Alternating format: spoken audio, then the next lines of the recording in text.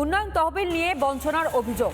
আর এই বঞ্চনার অভিযোগ নতুন নয়, এর আগেও বহুবার একই অভিযোগ গোটা রাজ্যের বিভিন্ন প্রান্ত থেকে কখনো সাধারণ মানুষ করেছেন, আবার কখনো অন্যান্য রাজনৈতিক দলের নেতাকর্মীরা করেছেন। কিন্তু যে ছবিটা আপনারা দেখতে পাচ্ছেন এটা শিলিগুড়ির ছবি, যেখানে অবস্থানে বসেছেন বিজেপি বিধায়ক শঙ্কর ঘোষ। সেই ছবি আপনাদের সামনে আমরা তুলে ধরছি, দেখতেই পাচ্ছেন। উন্নয়ন তহবিল নিয়ে রীতিমতন বঞ্চনার অভিযোগ উঠছে, আর এই বঞ্চনার অভিযোগকে সামনে রেখেই শিলিগুড়িতে অবস্থানে রয়েছেন বিজেপি বিধায়ক শঙ্কর ঘোষ, যেই ছবি আপনাদের সামনে আমরা তুলে ধরছি। রণজিৎ আমাদের সহকর্মী এই মুহূর্তে আমার সঙ্গে রয়েছে। রণজিৎ, উন্নয়ন তহবিল নিয়ে বঞ্চনা, কিন্তু সেই উন্নয়ন তহবিলের মধ্যে ঠিক কোন কোন বিষয়গুলো উল্লেখ করা হয়েছে, আরো একটু স্পেসিফিক করো।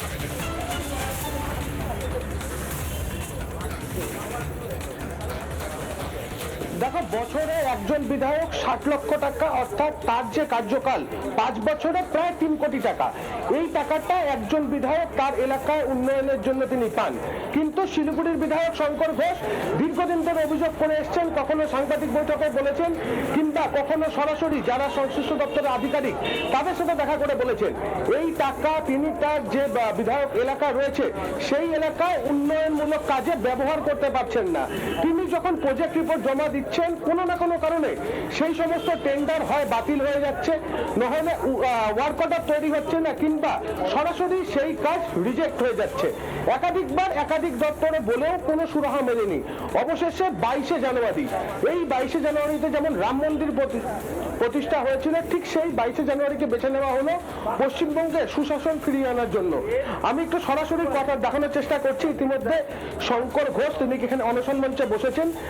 তার যে বক্তব্য রয়েছে, একাধিক যে বক্তব্য রয়েছে, তার মধ্যেই উন্নয়ন তহবিল, সেই তহবিলের যে টাকা, সেই টাকা যাতে ব্যবহার করতে পারে তার জন্য সংকটটা উন্নয়নের জন্য ধর্নায় বসতে হচ্ছে। আমরা লাইভে রয়েছি, গোটা বাংলার মানুষ আপনাকে দেখছে, কি বলতে চাইবে? দেখুন, 2021-এ প্রথমবার বিধায়ক হয়ে যখন এসেছিলাম, ছাত্র রাজনীতি থেকে একটাই কথা মাথায় ছিল, রাজনীতি মানে জনসেবা।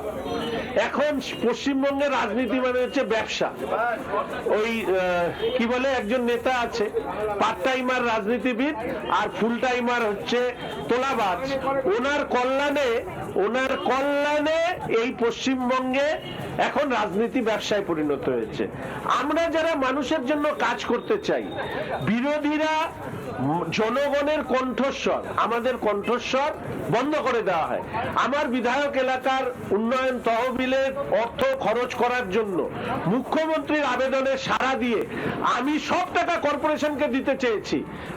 মুখ্যমন্ত্রীকে চিঠি দিয়েছি, বিধানসভায় উত্তর দেয়নি। স্পিকারকে বলেছি, চিফ সেক্রেটারিকে বলেছি, ডিপার্টমেন্টাল মিনিস্টারকে বলেছি, ডিএম কে বলেছি, এসজেডিএ তে বলেছি, কর্পোরেশনের মেয়রের কাছে টাইম চেয়েছি যে আমি আমার সব টাকাটা শিলিগুড়ির জন্য খরচ করতে চাই, আপনার সাথে বসে প্রপোজাল ডিএম কে সাবমিট করতে চাই।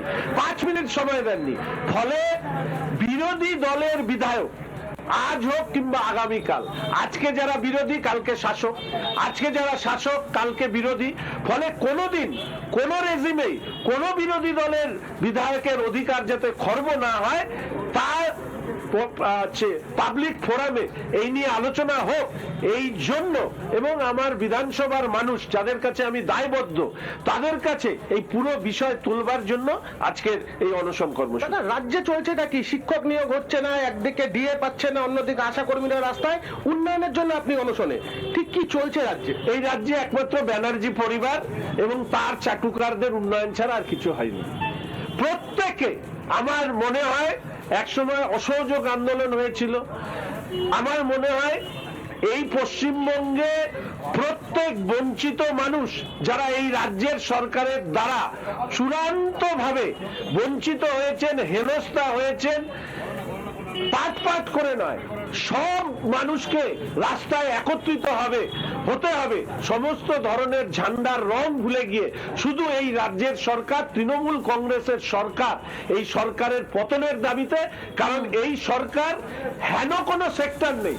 আপনি শিক্ষক বলুন, একদমই তুমি নজর রাখো উন্নয়ন তহবিল নিয়েই রীতিমতন বঞ্চনার অভিযোগ, এবং শিলিগুড়িতে সেই বঞ্চনার অভিযোগকে সামনে রেখে অবস্থানে বসেছেন বিজেপি বিধায়ক শঙ্কর ঘোষ, এবং কিভাবে বঞ্চনা করা হচ্ছে, কিভাবে বঞ্চিত হচ্ছেন তারা, সেটাই আরো পরিষ্কার করলেন তারা।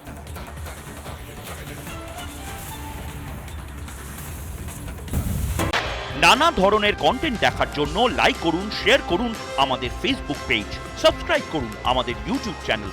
পাশাপাশি অন্যান্য ব্রেকিং নিউজের জন্য অবশ্যই চোখ রাখুন রিপাবলিক বাংলায়।